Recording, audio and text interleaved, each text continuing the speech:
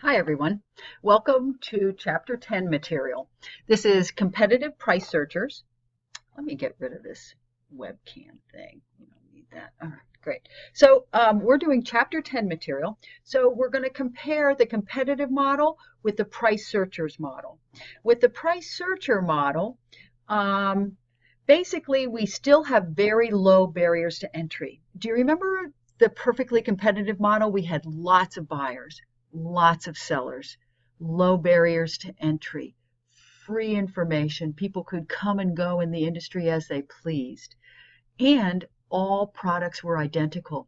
In the competitive price searchers, that's not quite the case. It's close, but not quite.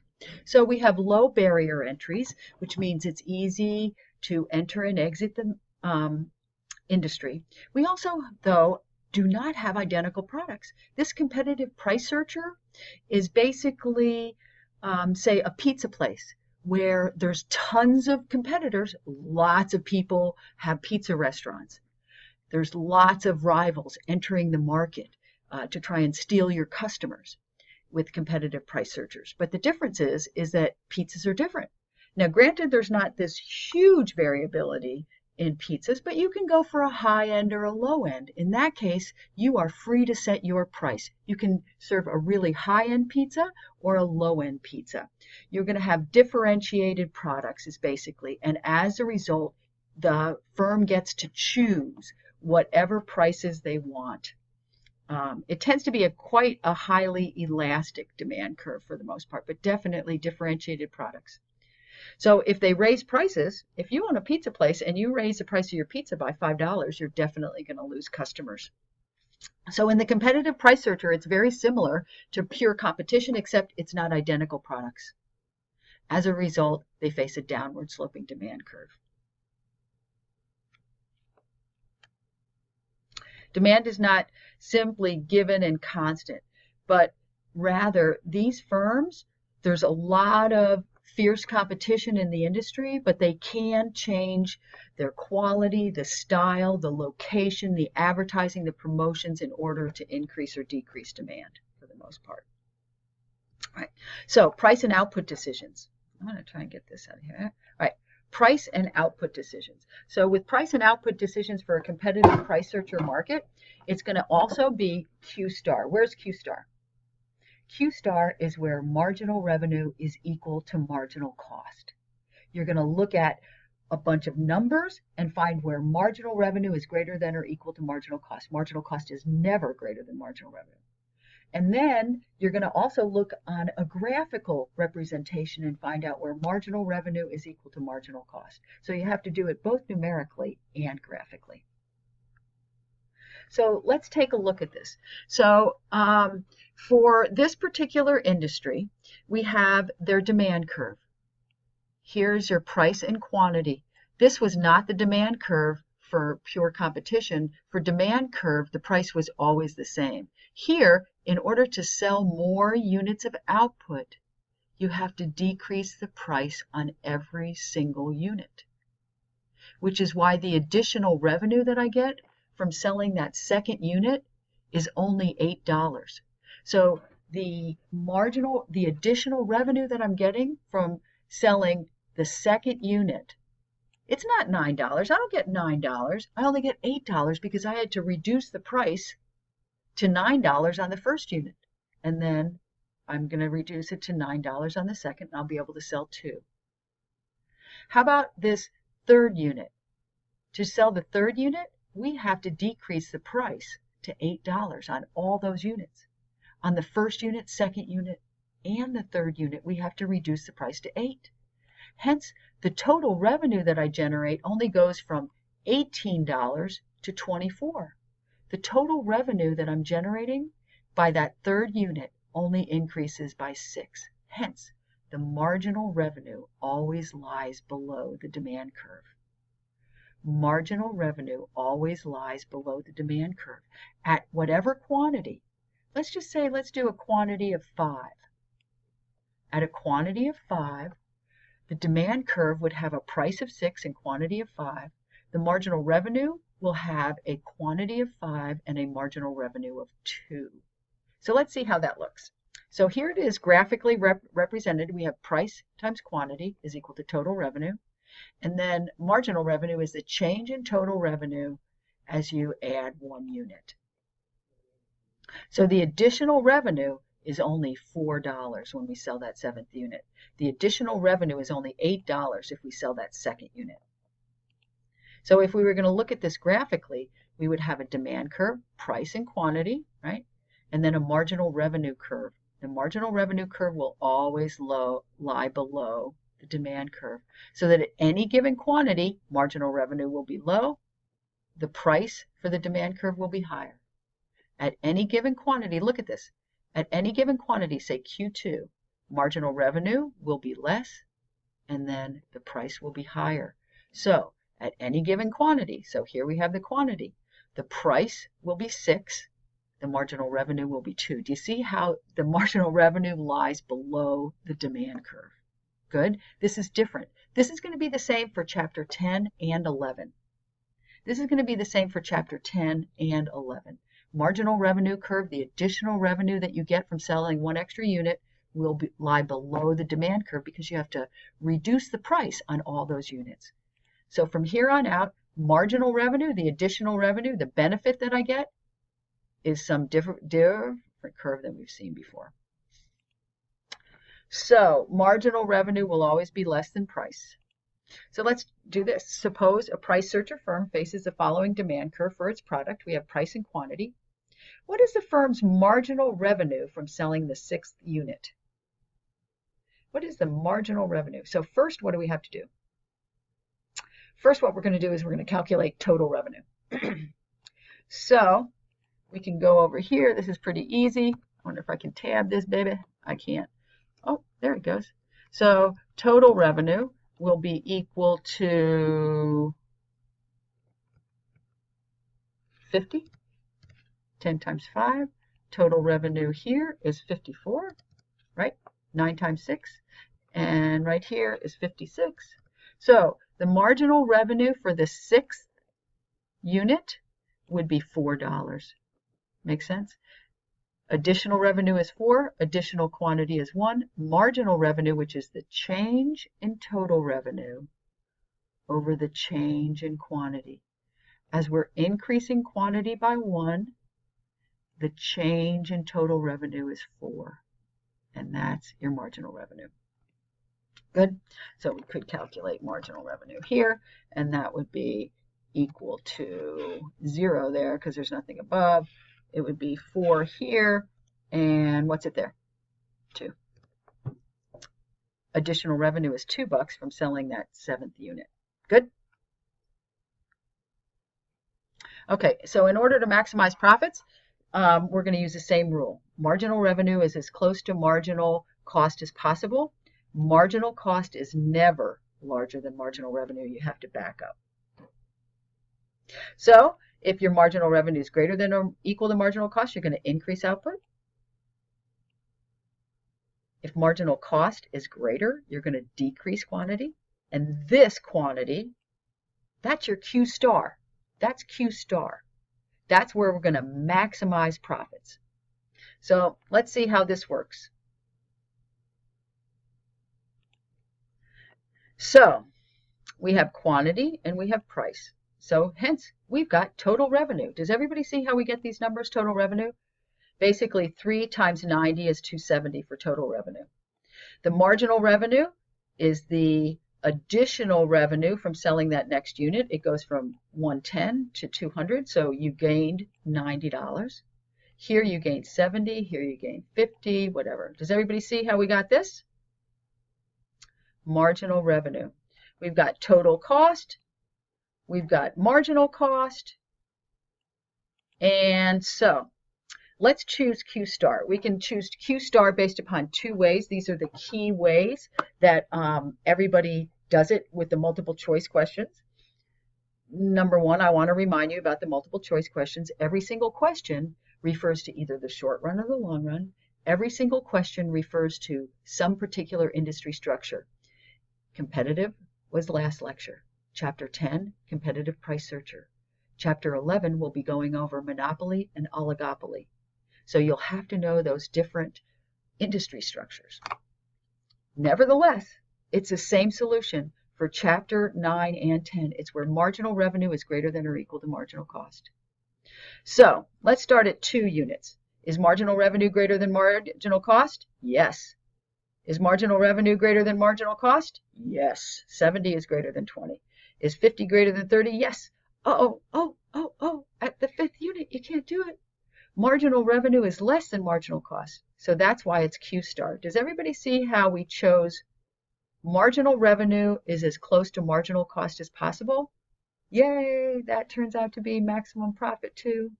So you could have either looked at marginal revenue and compared it to marginal cost, or you could have just calculated profit and chosen the Q star that would maximize profit.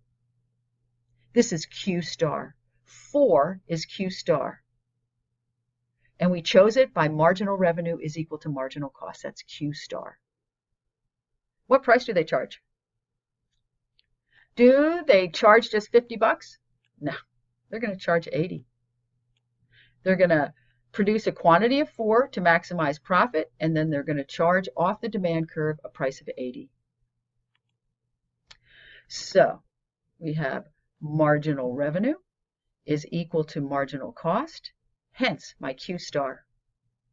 Does everybody see how I got Q star? Q star. And now we're going to charge price off the demand curve. We're going to set the Q star by here, marginal revenue equal marginal cost, but the price comes off the demand curve. All right, good deal. So we can also look at profits and losses. So let's just say we're looking at this particular firm. We have an average total cost, which is cost per unit. We've got a demand curve, a marginal cost, and a marginal revenue. So the question is, where's Q star? That's the first thing we always have to do, is choose Q star. Where's profit max? Does everybody see that this is your marginal cost curve, right? Marginal cost. And we have to set that equal to marginal revenue. So this, notice this is your marginal revenue curve. Does everybody see how that's marginal revenue? So where is Q star? It's where marginal revenue is equal to marginal cost right here. That's my Q star. Now, at Q star, it has to be a Q star. If you don't have the right Q star, you are in so much trouble. You are in trouble. All right, so you got to get Q star first. And we do. We've got Q star. And so as long as every single weird looking graph you see in every single multiple choice question, you can find Q star, you're going to be in great shape. That'll be really, really good. All right, so let's find Q star. We found Q star. And now what price do we charge? We go straight up to that demand curve. And here's my price per unit that I get. The price per unit. At this Q star, we can look at the cost per unit. This is the cost per unit. Here is the price per unit. This will be profit, right? This entire area will be profit. The price per unit is higher than the cost per unit, and then we're selling Q star number of units. So this entire area is the rectangle. You have to be able to calculate the area of that if given numbers and to calculate profit. So here we can see that we have a loss. In this case, again, we're going to find marginal revenue, demand. We're going to very patiently look at marginal cost. My Q star is here. Marginal revenue is equal to marginal cost. Here's my marginal cost. Here's my marginal revenue. At this Q star, they're equal. Here's my price per unit, and here's my cost per unit. Ruh-roh. Cost per unit is higher than price per unit. So this is the loss. They can maintain a loss in the short run as long as they're covering their fixed costs. They can maintain a loss in the short run as long as they can cover all of their fixed costs. So this is fine in the short run. When a firm is a price searcher, look, it told me what chapter to look at. When a firm is a price searcher, its marginal revenue is equal, is less than, is equal to. Marginal revenue is always less than price when maximizing profits. When maximizing profits, marginal revenue, here's maximum profits. Marginal revenue is down here. This would be your marginal revenue at Q star, right across here. Here's your marginal revenue, and here's your price at Q star. At Q star, here's your price. At Q star, here's your marginal revenue. Price is always higher than marginal revenue at Q star. Let's try this one. How about a competitive price searcher firm is currently producing 10 units of output. At this level of output, the firm is charging a price equal to 10, has a marginal revenue equal to 6, a marginal cost equal to 6, average total cost equal to 12. Now it's looking for us to calculate profit. Do you remember how we calculated profit? First we found Q star, and then we said price per unit and cost per unit. So we have, is marginal revenue equal to marginal cost? Marginal revenue is 6, marginal cost is 6, okay? Marginal revenue equals marginal cost. Are we at Q star? Yeah, we're at Q star. We don't have to change our output. So this is a typical answer on this tricky multiple choice. It says the firm would earn more profit by reducing output. We're at Q star. The firm cannot earn more profit unless you're at Q star. So they're already earning maximum profit, okay? So the firm would earn more profit? No, that's wrong. They're at Q star. Marginal revenue is equal to marginal cost. Don't change output. All right, so from here, we have a price per unit of 10, a cost per unit of 12. So the price per unit is 10, the cost per unit is 12.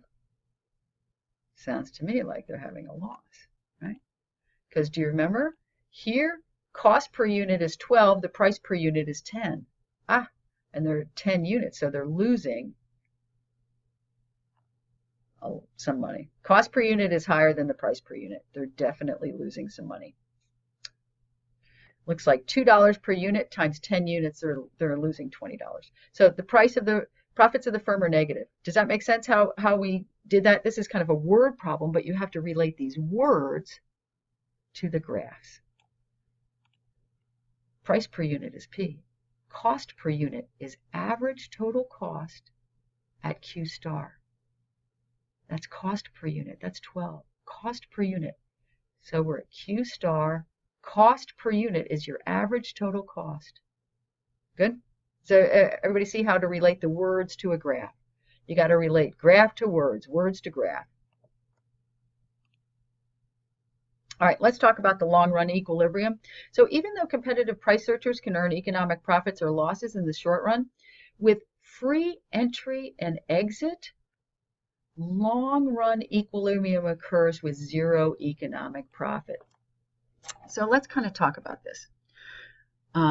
What we've got going on is we've got a super competitive industry. This competitive price searcher is almost as bad as a perfect competition. You always have somebody trying to steal your customers.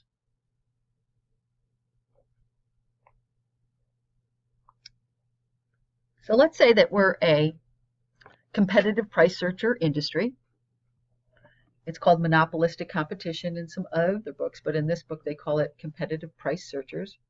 And came out with a new product of frozen yogurt, fat-free frozen yogurt that is delicious, right? Yoga Berry, it is raking in the profits. What if they make $20 million at that place down there on Jack's Beach in JTB, wherever it is, right? They have this Yoga Berry and they're making $20 million. What do you think is going to happen? A lot of firms are going to open frozen yogurt shops. Now, granted, it may not be Yoga Berry, but maybe it's mochi or fat-free yogurt or something like that. We have so many stores opening up. So the thing is, with Chapter 9 and 10, we have a lot of rivals. We have free entry and free exit into this industry. That means if we see somebody that's making $2 million a year, we're going to open up a store just like them because nobody is preventing us. We have free entry and free exit. What does that mean? It means that in the long run, very likely we're going to end up with zero economic profit again. We're going to have people entering the industry, stealing your customers, such that in the long run, you're not going to make billions of dollars in a competitive price searcher. You probably want to own a bank or something where there's entry barriers. Here, there's no entry barriers. You're never going to maintain those super high profits for a really long time because you're going to have people entering the industry. So that's kind of your story in the long run, even for competitive price searchers. So basically what happens is if we have the price per unit is greater than the cost per unit, so on every single unit you're making a huge profit, we have positive economic profit, and this induces entry of new firms into the industry. If it's easy to enter and exit like it is in a competitive price searcher, you're going to have a lot of new firms. They will cause the demand curve faced by each individual firm to shift inward until economic profits are eliminated. Basically, other firms are coming in and stealing your customers, so that the demand curve shifts in until there is zero economic profits. So we could have profits here for a while, right? We could, or let's see, let me try this. All right, so we could have profits here for a while, because usually I draw this and it's just kind of too hard to draw when I'm online. All right, so let's just pretend that we do have positive economic profits, right? So here, indeed, we do have positive economic profits, because here would be the cost per unit and here would be the price per unit. Well, so what's going to happen is if we're having positive economic profits, if you can imagine this, is basically now people are going to lose customers and their demand curve is going to shift in. The cost curve really doesn't shift much, but the demand curve does shift in. And it's going to shift in until there's zero economic profits.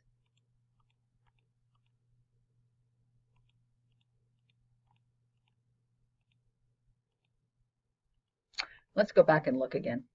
I did not do my best work there.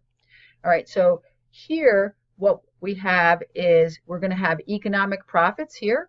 So with this economic profits, new firms are going to enter, and basically the cost curve doesn't change, but the demand curve and the marginal revenue curve shifts in, and then you end up with a lower price. You're going to end up with a lower price and zero economic profit. Less quantity, a lower price to where cost is equal to price. So if we have positive economic profits, we have people entering the industry, demand shifts down as they steal your customers, marginal revenue shifts down as they steal your customers, and you're going to end up with zero economic profits. The real graph that you have to worry about is right here. This is the one. This is where in the long run, even with a competitive price searcher, this is the graph you have to memorize.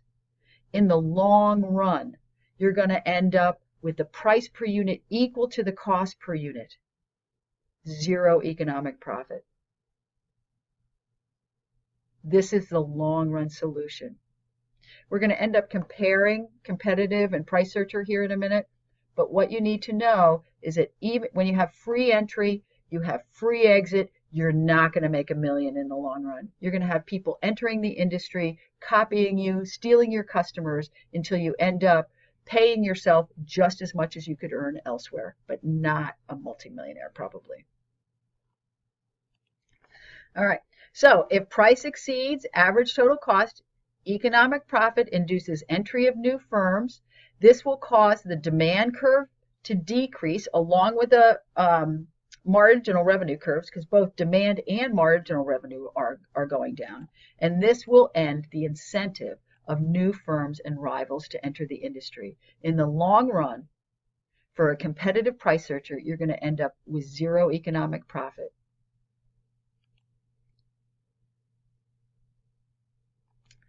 Let me go down and talk about this. What if price is below average total cost? So firms are incurring a loss. So price per unit is less than cost per unit, right? What if price is below average total cost? Price per unit is less than cost per unit. Firms are losing. Firms are losing money. They can do that in the short run for a while, as long as they're covering all of their fixed costs and some of their variable, but they cannot do it in the long run. Your firms are not going to take a loss in the long run. So some firms leave. This leaves more customers for those of us who are left. The exit of existing firms will cause a demand curve faced by each individual firm to increase, shifting out to the right along with marginal revenue until, again, we have this tangency. Until price per unit is equal to cost per unit, we have zero economic profit. So when we have a situation such that, what if this is the deal? So now we have a cost per unit is greater than price per unit at Q star, right? We would have a cost per unit or price per unit. Well, so what's going to happen here? Is this the long run solution? Can we get here in the long run? No, we can't. Basically, what's going to happen is that demand curve is going to shift out. This demand curve is going to shift out until the cost per unit is equal to the price per unit. So if the price is below, firms have an economic loss.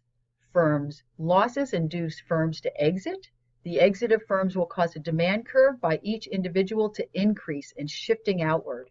So it's going to shift outward as you get more of these customers until still you have this tangency. Zero economic profit in the long run.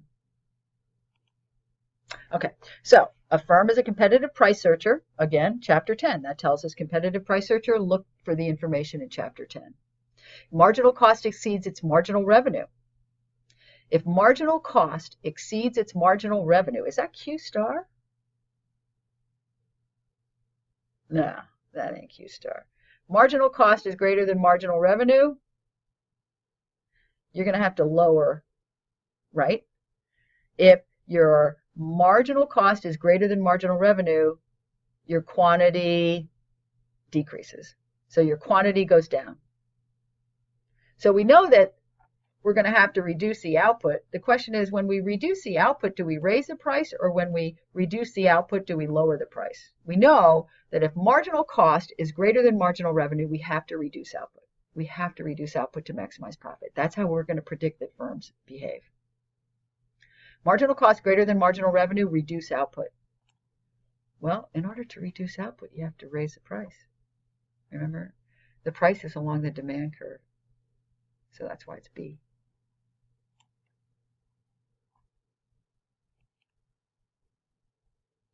If firms in a competitive price searcher market are incurring economic losses, so they're losing money.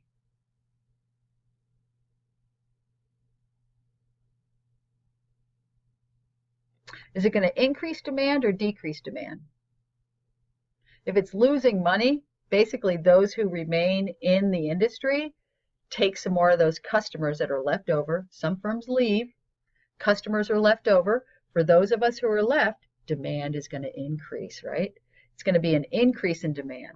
Do you think it's going to lower prices or raise prices? It's going to have higher prices. Nothing changes with the cost curve. So in order to cover those costs, you're going to have to raise the price. The price per unit is going to have to be equal to the cost per unit. And in order to do that, you have to raise the price. So it's an increase in demand and higher prices. So C is the answer.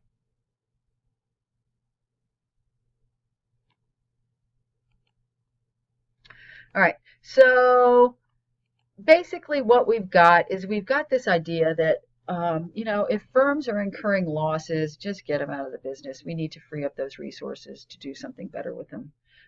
We should not just keep on with failed firms, letting them go on and on and on because they're doing a bad job. They're lowering the value of those resources. According to economists, business failure is fine because it frees up those resources for new uses. Without the release of these resources, economic expansion would be slowed. Contestable markets are really kind of a easy way to say low barriers to entry. We have low barriers to entry in Chapter 9 with competitive markets. We have low barriers to entry with Chapter 10, competitive price searcher. So a contestable market is anything with low barriers to entry. Basically, if entry and exit costs are very low, there's no barriers to entry. Say you can lease an airplane, you can open an ice cream store, you can pretty much open any restaurant or nail spa. Basically, these guys are going to have really, really stiff competition. These rivals are going to enter immediately if they see a profit. And so your actual and potential, the future potential competition leads to zero economic profits and low cost production. So a contestable market is anyone where we have free entry and exit into the market. It's going to eventually, in the long run, lead to zero economic profit and very low cost production. And that's kind of the definition. It's a contestable market. And it could be either Chapter 9 or 10, but it's kind of the general overview of low barriers to entry. So if we go price takers and competitive price searchers, basically what we've got low entry barriers in both. They have a strong incentive to manage and operate their businesses efficiently because they are residual claimants. They get to keep the excess profits. So they're going to pay people as little as possible. They're not going to waste money. They tend to be low-cost producers. Firms in both types of markets respond similarly to a change in demand. And in the long run, you're going to tend to have zero economic profits because your prices are going to be equal to your average total cost curve. So in a competitive price searchers, we have, all right, this is what you really need to, you need like these couple of slides right in a row as you take the test. And a nice graph would be really helpful too, because you need to compare price searchers with price. Here's your price searcher in the long run equilibrium, and here's your price taker in the long run equilibrium. This is a super great graph to have with you. So let's kind of compare and contrast. When we compare and contrast, what we see is we see price is greater than marginal cost versus price equal to marginal cost. Here, notice that at Q star, price is greater than marginal cost. Look, this is your marginal cost down here. Here's your price. Price is greater than marginal cost at Q star for price searchers. In contrast, look, price is equal to marginal cost for price taker. So that's one thing you really need to know. Price exceeds marginal cost here, it's equal to marginal cost there. All right, in long run equilibrium, what we see is that price is greater than the minimum of average total cost in price searcher. Look, price is greater than the minimum of average total cost. There's still zero economic profit because price per unit is equal to cost per unit, but price is definitely greater than the minimum of average total cost. In this case, price does equal average total cost, but it is the minimum. Price is equal to average total cost for zero profits, but it's greater than the minimum. Price searcher. Price taker, price is equal to the minimum of your average total cost. All right. Makes sense? Produces a smaller quantity. Let's take a look at this. Yeah. So basically, if we were to make a similar comparison between price taker and price searcher, this would be the competitive equilibrium. It would be where demand or marginal benefit is equal to marginal cost. So let me just see if I can insert this here. That would be like right here. That would be kind of like your competitive equilibrium. That would be, maybe it would be right here at the minimum of your average total cost curve. I'm not really sure. Basically, what we've got is that if we're going to look at marginal benefit is equal to marginal cost, which is the efficient allocation of resources, it would be here. You would have a much higher quantity. Basically, your price taker has a higher quantity because your demand curve is going to be equal to marginal cost. Let's take one more look at that real quick. Produces a smaller quantity than a price taker. Your competitive price searcher produces a smaller quantity because the real competitive quantity would be here if this were a pure competition, but it's not. Price searcher, smaller quantity. Price searcher, smaller quantity. This would be the higher quantity. And produces differentiated products. So, all right, so kind of this is the deal.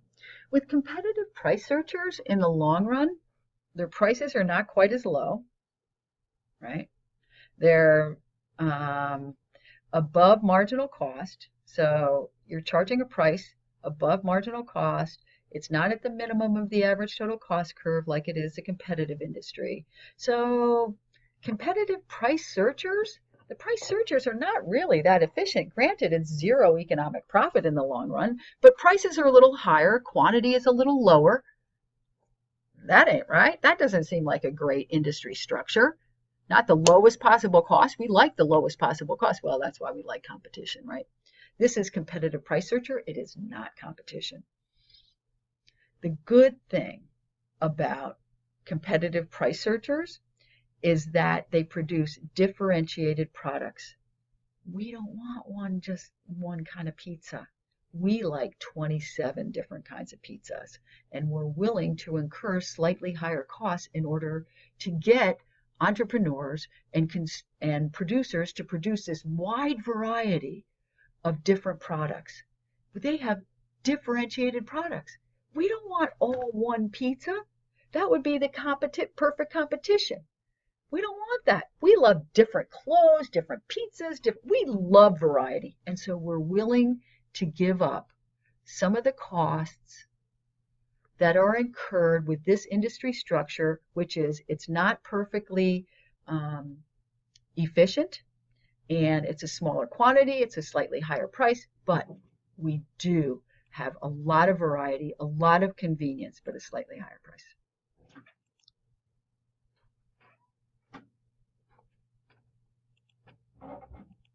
All right. Let's take a look at this. Basically what we've got. Hi, everyone. Welcome again to Comparing Price Searchers and Price Takers. Hi, everyone. Welcome back to Comparing Price Searchers and Price Takers. So I just want to really emphasize this long run graph. This is what you really need to look at, especially with a lot of the multiple choice questions. So notice that in the competitive price searcher, that the price is equal at Q star. We're always looking at Q star. Price is equal to the minimum of the average total cost. Also, price is equal to marginal revenue. Marginal revenue is equal to marginal cost at Q star. It is at the minimum of the average total cost curve. Price and marginal revenue all equal to marginal cost.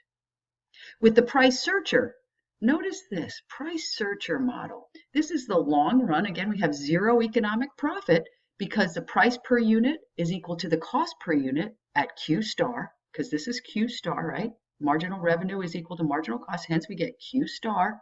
We go up and we get the price off the demand curve. So price is equal to average total cost, but not the minimum.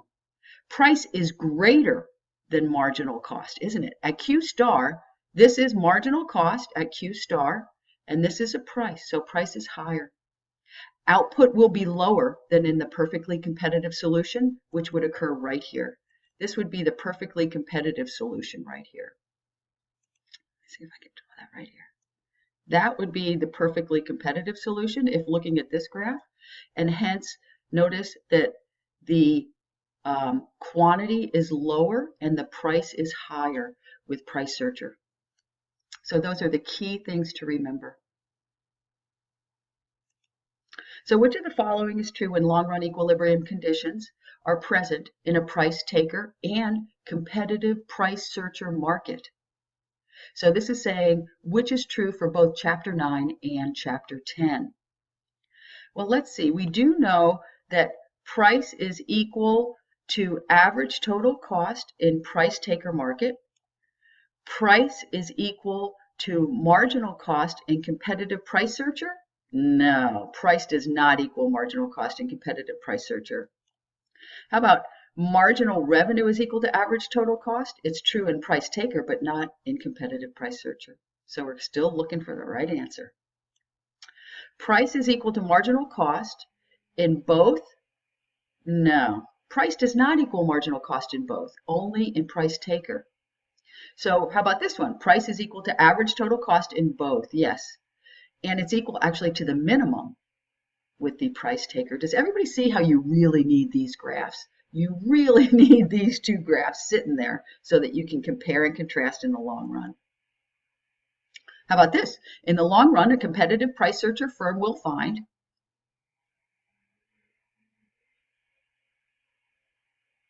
not its cost curve. Its cost curves don't shift. Demand curve shifts.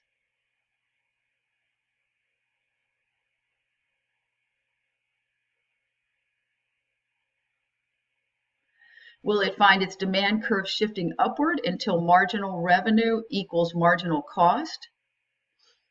No. Its demand curve shift downward until price equals average total cost? That would probably be the right answer. All right, let's keep going. All right, let's talk about price discrimination.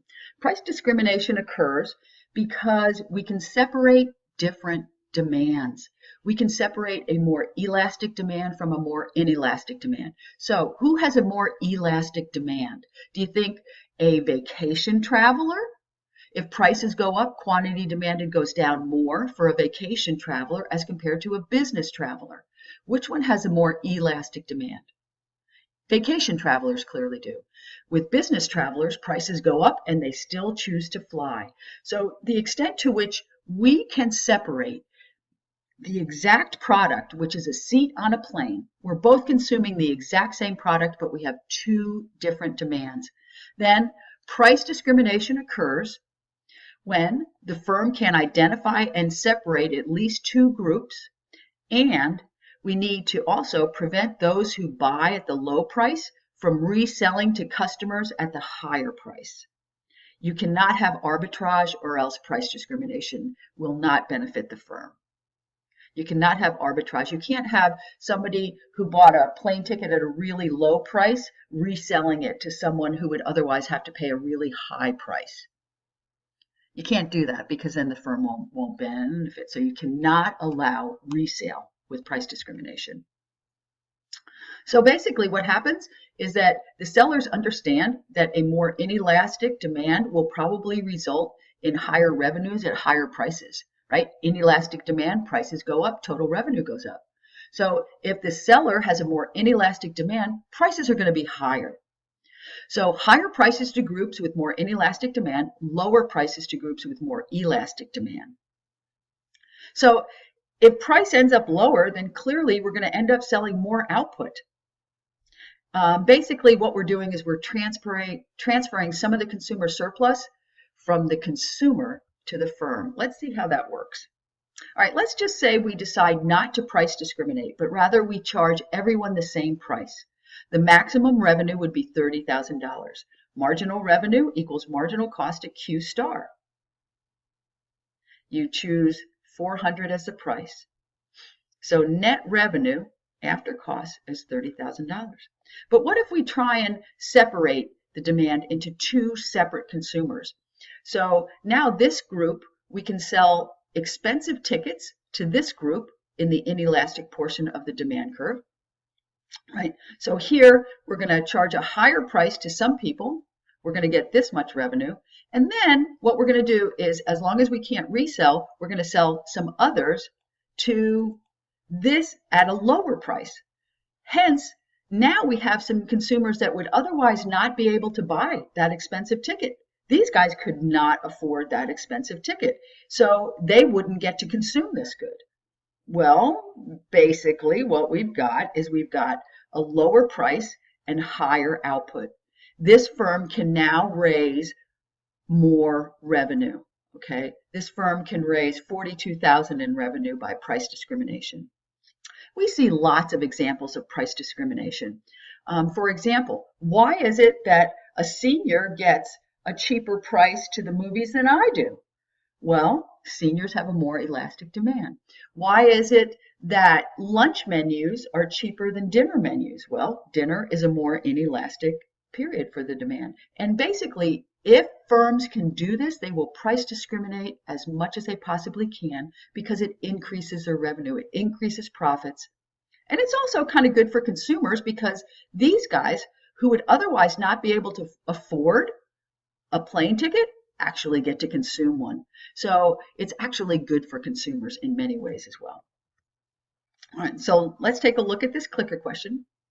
Suppose that a price discriminating firm divides its market into two segments. If the firm sells its product for a price of $42, where demand is relatively elastic, the price in the market segment whose customers' demand is relatively less elastic. Okay, so we're going to compare that to the price where customers are more elastic. Obviously, see, with a more elastic demand, it's going to be less than $42. How about this one? A major fruit juice manufacturer failed in its attempt to engage in price discrimination between students and all other consumers.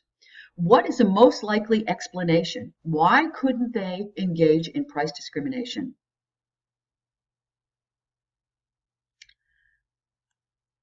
There was nothing to prevent the students from reselling. You cannot have arbitrage. You cannot have resale in a price discrimination market, which is why plane tickets are not transferable, for example. All right.